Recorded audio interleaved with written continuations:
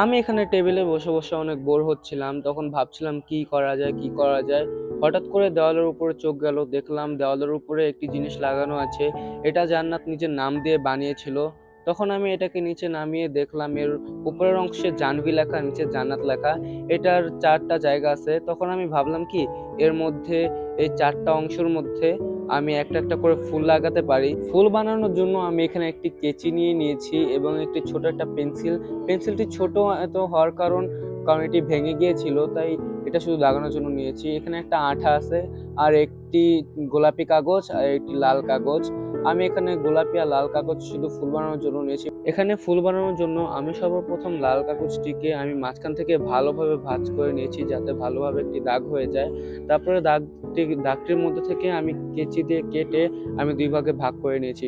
ভাগ করার পরে আমি এখানে ফোল্ড করছি। এখানে আমি একটি ফোল্ড, ২ টি ফোল্ড করেছি এবং এর মাঝখান থেকে আমি একটি আড়াআড়ি ভাবে একটি ফোল্ড করেছি। সুন্দর মতো ফোল্ড করার পরে আমি এখানে পেন্সিল দিয়ে ফুলের ডিজাইনের জন্য একটি সুন্দর মতো গোল আকৃতির মতো একটি দাগ দিচ্ছি। দাগটি সুন্দর মতো দেওয়ার পরে আমি এখানে কেচি দিয়ে সে দাগ বরাবর আমি গোল করে সুন্দর মতো কেটে নিচ্ছি। যে অংশটিকে আমি সুন্দর মতো কেটেছিলাম সেই অংশটিকে নিয়ে আমি ফোল্ড করা পেপারটাকে আমি খোলার পরে এখানে একটি ফুলের মতো অংশ পেয়েছি। এই ফুলটিকে আরো সুন্দর দেখানোর জন্য আমি এর মাঝখান থেকে একটি ছোট একটি অংশ কাটার পরে আমি মাঝখানে আঠা লাগাবো। পরে এখান থেকে আঠা নিয়ে আমি ফুলের মধ্যে ২ ফোঁটা আঠা রেখে আমি সেটিকে ভালো মতো ঘষে লাগিয়ে দিচ্ছিলাম। লাগিয়ে দেওয়ার পরে সেখানে আমি ফুলের বাকি অংশটিকে লাগিয়ে দিয়েছিলাম। লাগিয়ে দেওয়ার পরে এখানে ফুলটি একটি আসল ফুলের মতো প্রায় রূপান্তরিত হয়ে গিয়েছিল।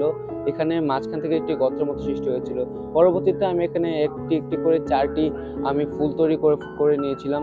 ফুলটি তৈরি করার পরে আমি এখানে আঠা দিয়ে সেই ফুলগুলোকে সে বাকি ৪ টি অংশে লাগাবো। আমি ৪ টি ফুল তৈরি করেছিলাম। ওই উপরে যে ৫ নম্বরটি জায়গা ছিল সেটার জন্য কোনো ফুল বানাইনি, কারণ সেখানে ফুল লাগালে এই ক্রস মতো অংশটির মধ্যে পেরেকের মাধ্যমে এটি ঝুলবে, তাই আমি ওখানে লাগাইনি, তাহলে সেটি নষ্ট হয়ে যেতে পারে। তারপরে আমি এই ফুলের পিছনে আমি একটি আঠার ফোঁটা ঢেলেছিলাম, কিন্তু আঠাটি অনেকটা বেশি পড়ে গিয়েছিল, তাই আমি এখান থেকে বাকি ফুলের পিছন সাইডের মধ্যে আমি এই আঠাগুলো লাগাচ্ছিলাম। আঠাগুলো লাগানোর পরে আমি সুন্দর মতো দেখছিলাম যে আঠাগুলো পুরোপুরি লেগেছে কিনা।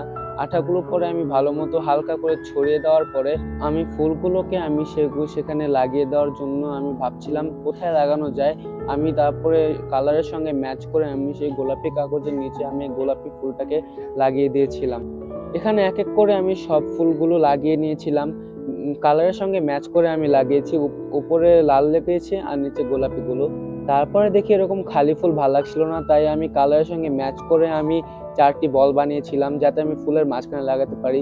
কিন্তু এখানে কালারের সঙ্গে ম্যাচ করে লাগালে কেমন জানি লাগছিল, তাই আমি লালগুলোর মধ্যে গোলাপি বল আর গোলাপি ফুলের মধ্যে লাল বল লাগিয়েছিলাম। অবশেষে এটাকে আমার নতুন করে সুন্দর করে তোলা শেষ হয়েছে। এটা হলো এটার ফাইনাল রেজাল্ট। এত কাজ করার পরে আমি এটা তৈরি করেছি। পরবর্তীতে আমি জিনিসটিকে আমি দেয়ালে লাগিয়ে দিয়েছিলাম। যদি আপনাদের এই ভিডিওটি ভালো লেগে থাকে তাহলে চ্যানেলটিকে সাবস্ক্রাইব করবেন এবং একটি লাইক করে দিবেন।